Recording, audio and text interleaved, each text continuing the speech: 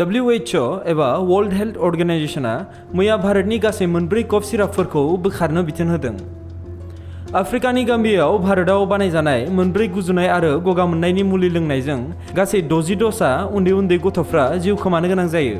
बे मुलिफोरखौ लोंनायनि उनाव गोबां गथ'फोरनि किडनियाव गोहोम गोग्लैनायनि खोथाया सोराङाव फैदों, जायनि जाहोनाव दाहालागै गासै 60 ड'जआ उन्दै गथ'फ्रा जिउ खोमानो गोनां जायो। भारतनि हारियानायाव थानाय मेडेन फार्मासिउटिकेल्स लिमिटेड होननाय मोनसे कम्पानियाव बानायजानाय प्रमेथाजिन अरेल सल्युशन, कफेक्समेलिन बेबी कफ सिराप, मेकअफ बेबी कफ सिराप आरो मेग्रिप एन्ड कफ सिराप होननाय गासै मोनब्रै सिराप बाहायनायखौ बन्द खालामनो WHO आ बिथोन होदों। WHO आ फोरमायनाय बादिब्ला बे मुलिफोराव गोबां हाराव डाइइथिलिन ग्लाइकल आरो इथिलिन ग्लाइकल बायदि कम्पाउन्ड बाहायनाय जादों, जिया मानसिखौ निउर'लजिकेल खैफोदफोरजों लोगोसे पेरालाइसिस, कमा एबा गुबुन रोखोमाव हानि खालामनो हायो।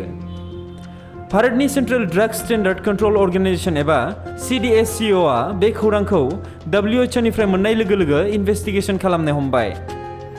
CDSCO आ फोरमायनाय बादिब्ला मेडेन फार्मासिउटिकेल्स लिमिटेडआ बे मुलिफोरखौ गाम्बियावल' हरदोंमोन, नाथाय गोबां समाव बे मुलिफ्रा भारतआव CDSCO आ मोनथियाजासे मार्केटआव थानो हागौ होननानै WHO आ फोरमायदों, जायनि जाहोनाव WHO आ गासै हादोरफोरावनो बे मोनब्रै कफ आरो कल्ड सिरापखौ लानानै सांग्रांथि फोसावदों।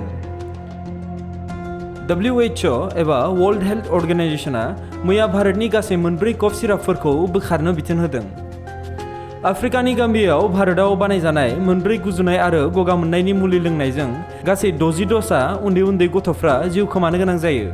बे मुलिफोरखौ लोंनायनि उनाव गोबां गथ'फोरनि किडनियाव गोहोम गोग्लैनायनि खोथाया सोराङाव फैदों, जायनि जाहोनाव दाहालागै गासै 60 ड'जआ उन्दै गथ'फ्रा जिउ खोमानो गोनां जायो।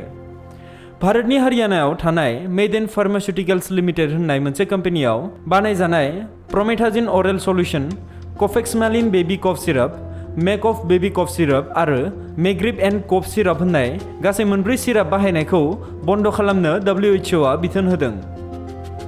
WHO आ फोरमायनाय बादिब्ला बे मुलिफोराव गोबां हाराव डाइइथिलिन ग्लाइकल आरो इथिलिन ग्लाइकल बायदि कम्पाउन्ड बाहायनाय जादों, जिया मानसिखौ निउर'लजिकेल खैफोदफोरजों लोगोसे पेरालाइसिस, कमा एबा गुबुन रोखोमाव हानि खालामनो हायो।